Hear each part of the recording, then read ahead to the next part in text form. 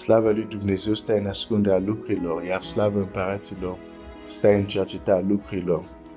Proverbele 25, versetul 2. Fațeta ascunsă sau discretă, dar concretă, a ceea ce înseamnă autoritate, impactul cuvintelor unui om și tot ce implică. Suntem în cartea Ester mai departe, am pornit de la Aman, a căror cuvinte au avut impact și greutate. De ce? Pentru că avea o audiență înaintea lui, care rolul lui era tocmai să ia acele cuvinte și să facă ceva cu ele. Logofeții să le scrie, alergatorii să alerge la domnitorii diverse domenii ale împărăției, domnitorii să aplice, să publice. Deci, Aman este în fața unei audiențe a care rolul este tocmai să ia cuvintele respective și să le ducă la împlinire. Și avem o imagine a ce face ca, cuvintele unui om să aibă impact.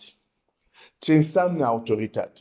Nu este doar un concept abstract, este un concept foarte tangibil.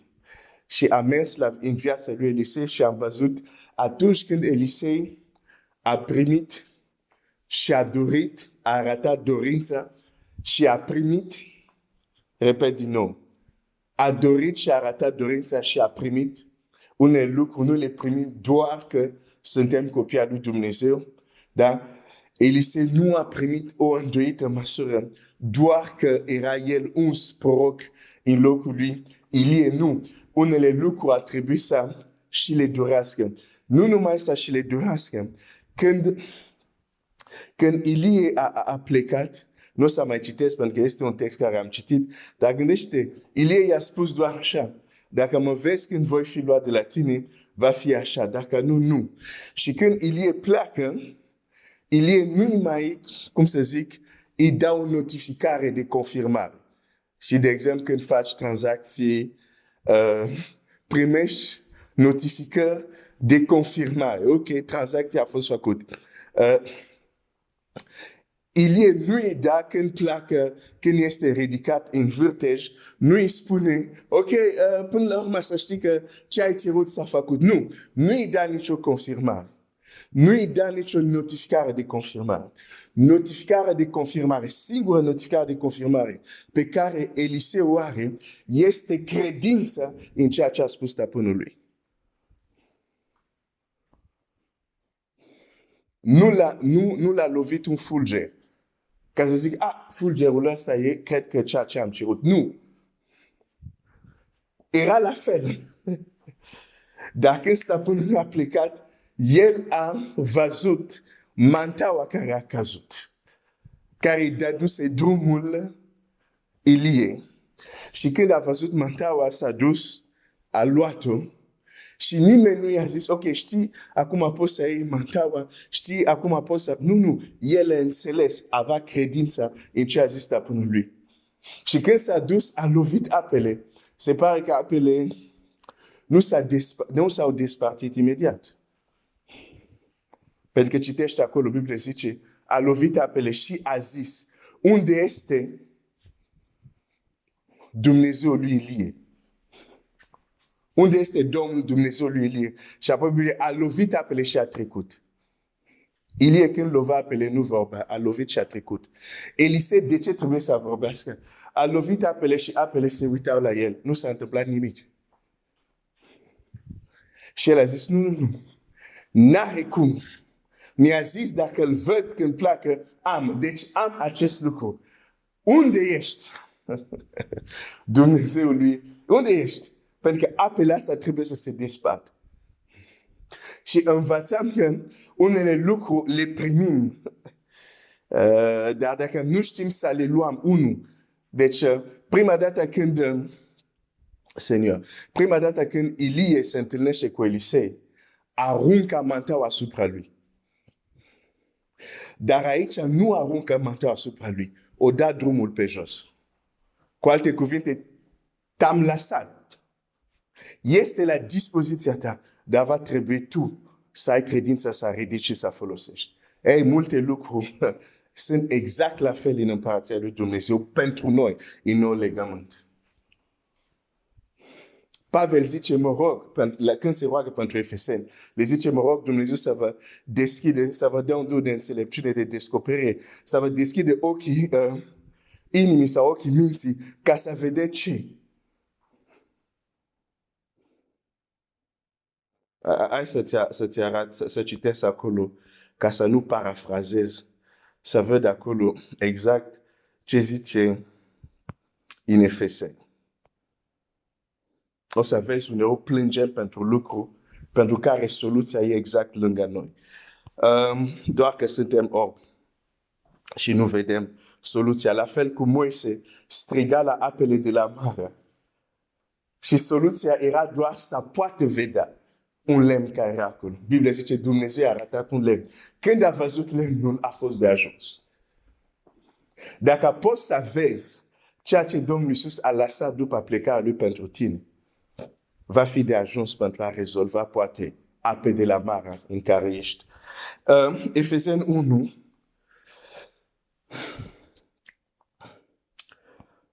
versetul 18.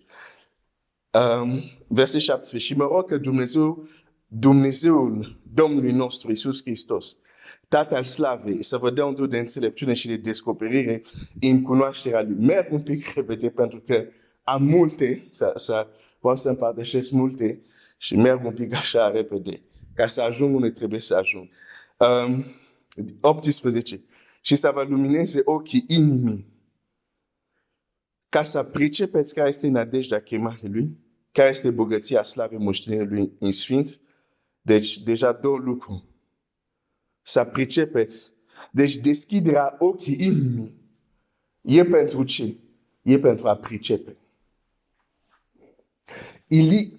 Elisei, ca să se duce să ridice mantaua și să facă ce a făcut cu mantaua, fără să primească o notificare de la Elie, hei, ce ai cerut, ai primit? A avut pricepere, a înțeles.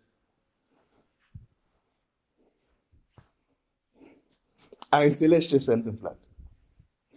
Ok. Dacă nu ar fi înțeles, poate ar fi luat mantaua, dar ar fi luat-o ca, ok, am un souvenir. Am un souvenir, ceva, care să mă duc aminte de stăpânul lui, dar atât. Dar Elie nu a lăsat un souvenir. La fel cum Domnul Iisus nu a lăsat souvenir. A lăsat putere. Nu ceva cu care să ținem, ne amintim ce a făcut. Nu, ne-a lăsat ceva, nu să ne amintim ce a făcut, să facem ce a făcut. E o mare diferență. Elisei nu a luat mantaua, a zis, ok, o să o pun într-o cameră să-mi aminteze Domnului. Nu, a luat mantaua să fac exact ce a făcut stăpânul. Efeseni 1, deci am zis, să pricepeți care este nădejdea chemării Lui. 1. 2. Care este bogăția slavei moștenirii Lui în sfinți? Există o moștenire care așteaptă pe copilul lui Dumnezeu, care este extraordinară, dar de multe ori nu ne dăm seama. Și trebuie, la fel cum Elisei trebuia să se roage, Doamne, pentru slujitorul lui, Doamne, deschide ochi ca să vadă. Nu mai menționez textul, l-am citit de atâta ori. Doamne, deschide ochi ca să vadă. La fel cum Elisei a trebuit să se roage, la fel Pavel se roagă pentru cei din Efeseni și la fel și astăzi ar trebui să ne rugăm asta. Deci, două lucruri deja care am zis și apoi zice la versetul 19 aici, zice așa, și care este față de noi, credincioșii, nemarginită mărime a puterii sale după lucrarea puterii tăriei Lui, pe care a desfășurat-o în Hristos prin faptul că l-a înviat din mort, l-a pus așa de la dreapta sa în locurile cerești. Să pricepeți care este față de noi. Aici nu vorbește bine, vorbește de ce Dumnezeu a făcut în viața Domnului Iisus, dar zice acea putere care a dovedit, care a lucrat în viața lui Iisus, care l-a dus, l-a înviat din mort, același putere, e acea putere care Dumnezeu o pune la dispoziția credincioșilor.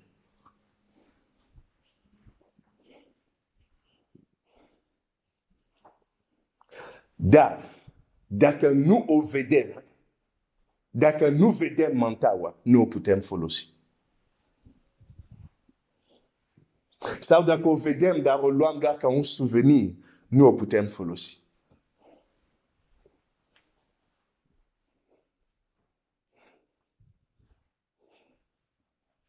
Elisei, când stăpânul a plecat, a început să facă ce stăpânul lui facea. Geazi, când stăpânul lui a plecat, a început să povestească ceea ce stăpânul lui facea. O mare diferență. Și avem două modele de ucenici în Scriptură. Unul care face ceea ce a făcut stăpânul lui și unul care doar povestește. Da? Citești în cartea Împăraților, împăratele invita pe Geazi și zicea, mai povestește-mi ce minuni s-a mai întâmplat în viața stăpânului tău. Era doar un povestitor. Dar Domnul Iisus n-a zis la ucenici, nu plecați până nu primiți, că ei doar să povestească ce a făcut. Sigur, în predică l-au înălțat pe Hristos, au povestit ce au făcut, dar le-a zis să aștepte ca să primească putere și ei să umble în lucrările pregătite de el mai dinainte.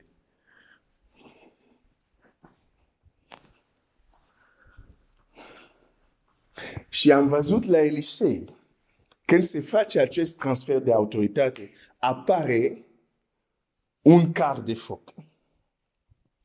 Mai târziu vedem acest om când se roagă pentru ucenicul lui, Doamne, deschide ochii să vadă. El vede în jurul stăpânului muntele plin, muntele, deci nu 2, 3 care, munte plin de cai și de care de foc în jurul lui Elisei. Îngerul Domnului tabarește în jurul celor care se tem de el și primește în primește. Și când Elisei zice, Doamne, lovește acești oameni cu orbire. Elisei, la fel cum era Aman în fața unei audiențe, gata să ia cuvintele lui și să aplice, la fel Elisei era înconjurat de o audiență care erau gata să ia cuvintele lui și să le împlinească. De unde știu că îngeri pot lovi de orbire, te duci în Geneza, îngeri care s-au dus la Sodoma și Gomorra, când oameni cetații au vrut să pună mâna pe ei, i-au lovit cu orbire. Îngeri au multe capacități. Pot lovi cu orbire, pot vindeca. Citește Scriptura. Pot să spună, ok, nu crezi ce spun eu? Ok, pentru o perioadă nu vei vorbi. Și nu vei vorbi. Sunt puternici. Cum am citit în acel psalm, voi slujitori care împliniți cuvintele lui, sunteți mari, sunteți puternici. Deci autoritatea cuvintele unui om nu este ceva abstract. E ceva foarte concret.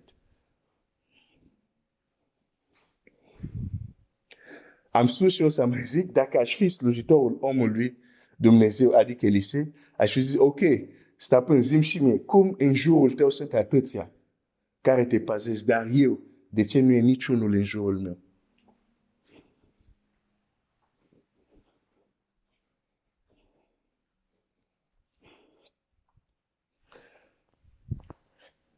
Elisei primește acea îndoită măsură și automat când se face acest transfer, statutul lui în lumea invizibilă se schimbă. Are acum o escortă de îngeri de care el e foarte conștient.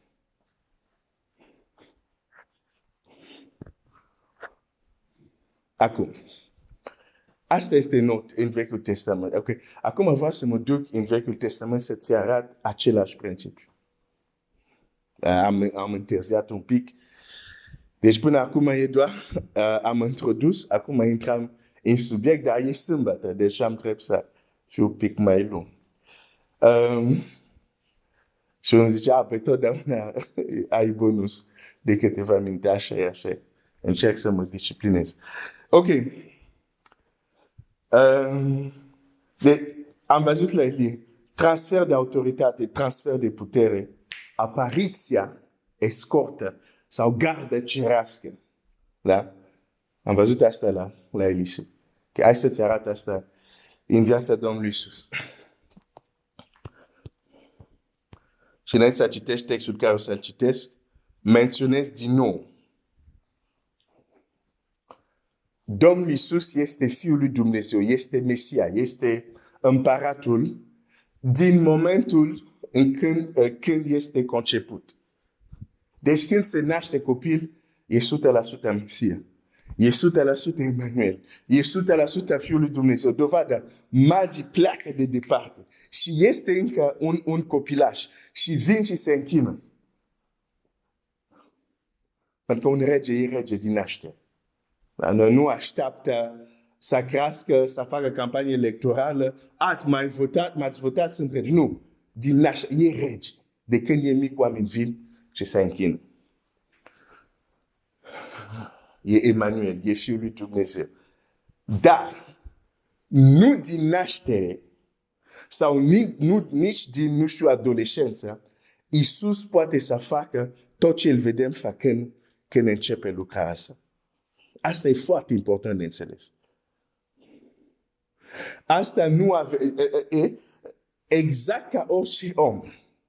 Unele lucruri sunt înnăscute în viața noastră, adică ne naștem cu ele.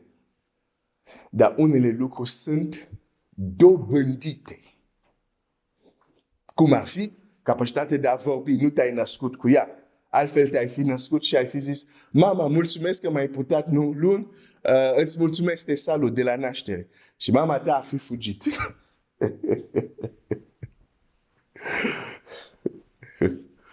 Deci, anumite lucruri sunt inascute, nu știu, cum ți este părul, culoarea ochilor și așa mai departe. Dar alte lucruri sunt dobândite. Și Scriptura ne spune clar, de exemplu, Scriptura spune în Evrei, el a învățat, il a appris l'obéissance, așa, a învățat ascultarea prin lucrurile care l-a suferit. Copilul creștea. De ce? Ca să ajungă, Biblia ne spune clar, copilul creștea. De ce? Ca să ajungă la maturitate. Deci nu s-a născut matur. Nici fizic, nici spiritual. E foarte important asta, pentru că de multe ori ne plângem sau în subconștientul nostru realizăm de ce nu facem, de ce nu trăim mai mult ca Iisus sau de ce viața noastră nu seamănă mai mult, de exemplu, acelor ucenici, uităm că au trecut într-un proces de creștere.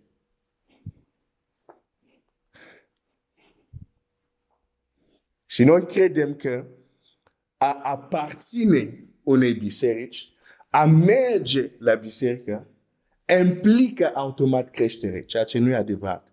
Evrei spune, voi care de mulți trebuia să fiți stăpâni, sunteți încă copii. Deci mersul la biserică nu te crește neapărat spiritual. Ar trebui, da.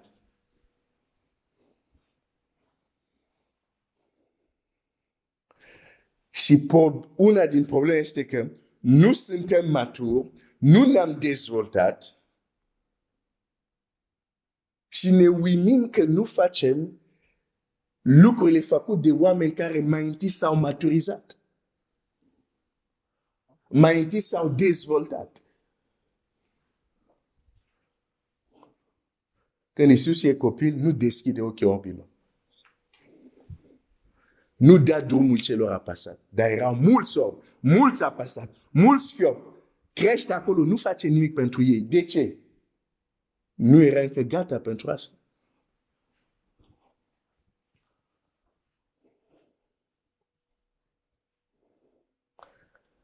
Dar crește, ajunge la o anumită maturitate. Și merge la botez.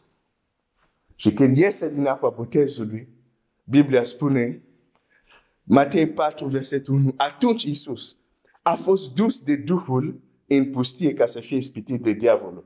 Luca ne spune, Iisus plin de Duh a fost dus în pustie. Este dus deoparte. Și acolo este ispitit de diavol, dar știm că este într-o perioadă unde se abține de la mâncare. Este în post. Da? Deci nu s-a dus în pustie pentru o activitate turistică, e clar că s-a dus acolo pentru o lucrare spirituală. Și 40 de zile, o lună și a mai adaugi aproape încă 10 zile, funcție de luna, dacă e luna cu 30 sau 31 de zile. Dar o lună și adaugi aproape 10 zile, nu este puțin lucru. Trebuia el deja să aibă anumită, a crescut, să aibă o anumită disciplină ca să poată să fie condus și să facă acest lucru. Da. Nu este un lucru simplu.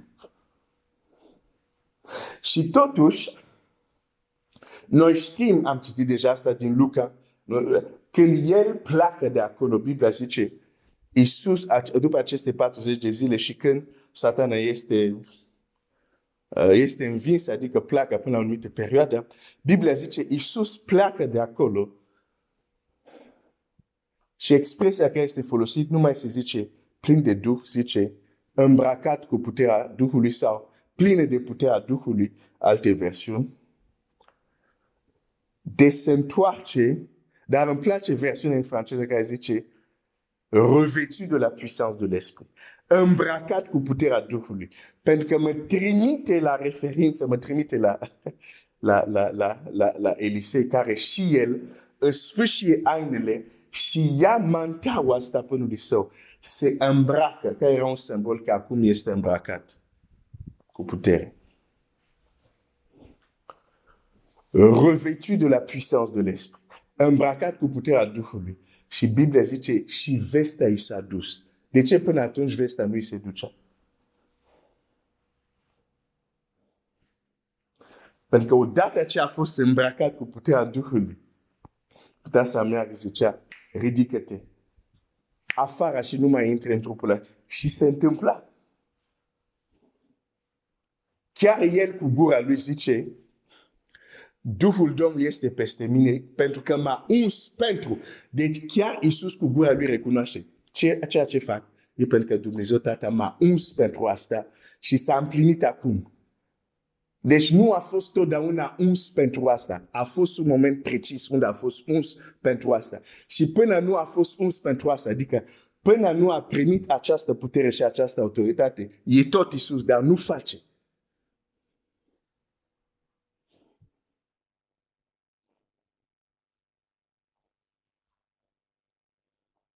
Și dacă el este stăpân, poți să înțelegi că poți să fii mântuit, poți să, că el facea voia lui Dumnezeu înainte să fie uns. Poți să fii mântuit, să faci voia lui Dumnezeu, mergi în cer, dar unele lucruri nu le vei face dacă în mod special nu primești o putere din cer pentru ele. Să încetăm să credem în abracadabra. Adică doar așa și se întâmplă.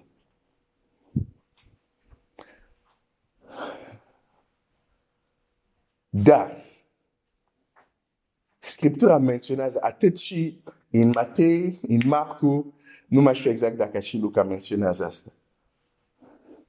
De ce ți-am povestit asta? Ca să-ți arăt că Domnul Iisus merge în pustie, dar se întoarce îmbrăcat cu puterea Duhului. Se întoarce cu ceva în plus. Și asta este omul Iisus. Pentru că Dumnezeu nu are cum să aibă ceva în plus. El neschimbat. O altă dovadă că ce a făcut adică când elibera oameni și așa mai departe, a făcut ca un om uns. De aceea când este acuzat de farisei, tu scoți draci cu puterea dracilor. Și el zice, dacă eu scot draci prin Duhul lui Dumnezeu sau degetul lui Dumnezeu, împărația lui Dumnezeu s-a apropiat de la voi. Chiar el mărturisește ce fac prin Duhul lui Dumnezeu. Pentru că Duhul Domnului este peste el. Pentru că a fost uns. Ok. Matei 4. La versetul, deci după ce este ispitit, ajungem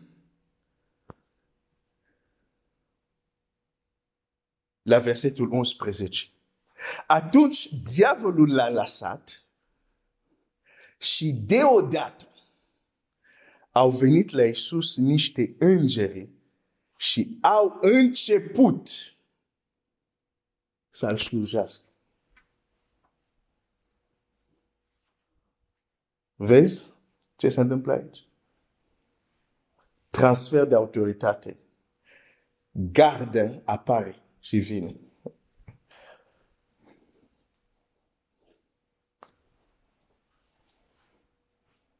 Un lucru care îl vedem la Domnul Iisus, el nu a vrut, cum să zic asta? Nu a vrut să fie o excepție. Adică este o excepție prin natura sa, e Dumnezeu făcut om. Dar în sensul că el nu a venit cu atitudine, ok, bun, pentru că sunt Dumnezeu făcut om, nu o să mă rog. Nu o să fac asta care voi oameni le faceți. Nu. Dimpotrivă, s-a identificat până la punct în care, deși nu avea păcat, și cei care se botezau erau cei care se mărturișeau păcatele și erau botezați, el merge, zice, la Ioan Botează. Nu avea nevoie. Dar zice, nu, trebuie să facem tot ce este drept. A vrut să se identifice 100% cu noi. Ca după să se poate întoarce la noi, zice, ați văzut ce am făcut? Ok, și voi. Deci nu a căutat favoritism. Biblia zice, a învățat ascultare prin lucrurile care l-a suferit. N-a căutat favoritism. Știu că ceea ce spun acum poate șoca unul. Pe cum, oricum, fiind Dumnezeu, era deja păzit dinainte.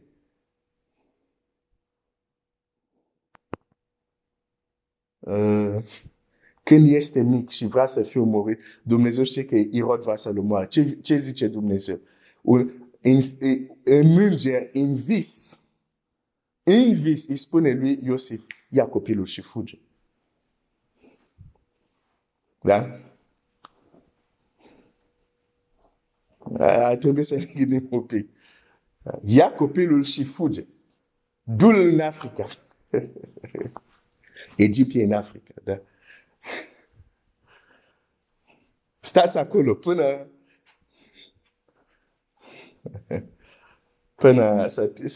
să moară cei care vor să facă rău copilului. Poți să te duci în Marcu, dar îmi place în Matei, pentru că Matei specific zice au venit. Îmi place expresia asta. Pentru că dacă se spune au apărut, un înger când apare înseamnă două lucruri. Ori a venit și a apărut, ori era deja acolo și a apărut, ca în cazul lui Elisei. Dar aici ei spun, și în franceză zice, au venit și mai zice un lucru, au început să-L slujească. Dacă e să luăm pe Iisus ca Dumnezeu, îngeri îl slujesc de mult. Înainte să fie Abraham, eu sunt. Dar când de aici ți se spune îngeri au început să slujească, se referă la partea lui de om. Acum ești uns ca om, acum ai autoritate. Principiul vrea. Ai o escortă acum. Îngeri au venit să-L slujească. Cuvântul a sluji înseamnă a sta în prezența cuiva pentru a-l ajuta, a-l asista, da? Pentru că te întreb, cum am început să slujesc?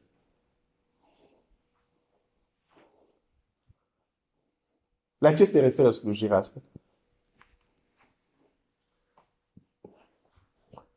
Dacă îmi zici că e vorba de închinare, de mult se închină lui Dumnezeu.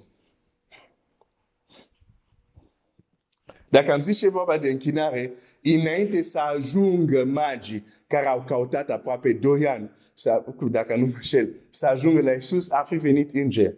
Deja se închină lui, dar înainte să se închină magii. Aici nu e vorba de slujire în gen de închinare. E vorba de slujire cum când Elisea a primit ce a primit. Carele de foc au venit și l-au slujit, adică au stat lângă el.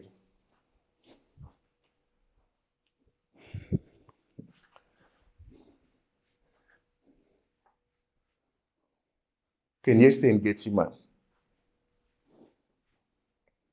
Biblia nu zice au venit. Nu, Biblia zice un înger a apărut.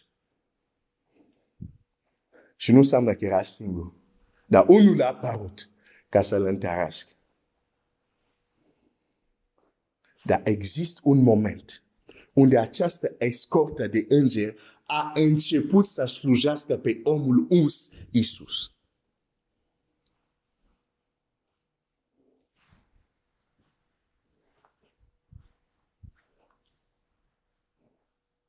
Principiile sunt principiile. Ori le înțelegi, ori să dai de cap de zid.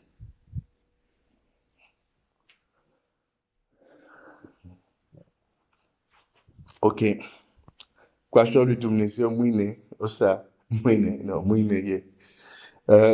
Luni o să ne întoarcem la cartea Ester. Deși nu am departat Ester, dar am plecat de la Aman, care are cuvinte cu greutate, pentru că este în fața unei audiențe.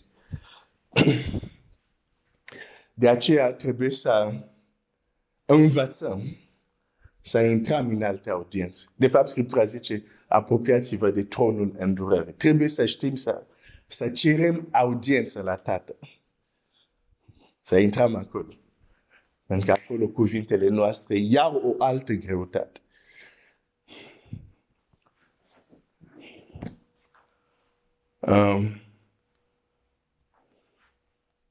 Și apoi,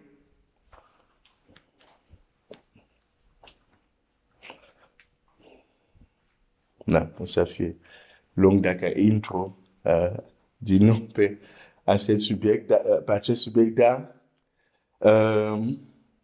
am vrut să-ți arăt acest principiu, atât în Vechiul Testament cât în Noul Testament. Autoritate nu este un concept abstract, dar e ceva foarte tangibil. E ceva foarte real. Și vestea bună din tot ce ți-am zis este că tu nu ai tot ce Dumnezeu are pentru tine. De aceea trebuie să-ți dorești să crești. Nu să aduni informații. Dar să crești organic din punct de vedere spiritual. Că Dumnezeu să-ți poate încredința anumite lucruri care nu le ai acum. E trist atâția copii lui Dumnezeu se uită la viața lor acum și cred că este ok. Toată viața mea o să fie asta până la sfârșit. Ce trist. Când Biblia spune, noi suntem transformați din slavă în slavă. Tu trebuie să crezi că anul la anul vei face lucrurile care nu poți să le faci anul ăsta. Trebuie să crezi că Dumnezeu are încă pentru tine multe lucruri, dar așteaptă doar să crești. Și să-ți dorești. Pentru că unele lucruri nu sunt automatic. O să închei aici. Dacă uneori am vorbit repede, e ok, poți să te duci, să pui pauze, să ascult. Chiar poți să, știi că poți să ai opțiunile acum cu player, să zici, ok, asta să fie de 2 ori mai încet, dacă omul vorbește repede, sau să fie un pic mai repede dacă omul vorbește încet. Deci poți să faci asta. Ok. Dumnezeu să te să te binecuvinteze. Avem un Dumnezeu mare care merită toată închinarea noastră, care ne poate lua de jos și ne face să ne așezăm cu cei mari, cu cei cu escortă. Que Dieu te bénisse.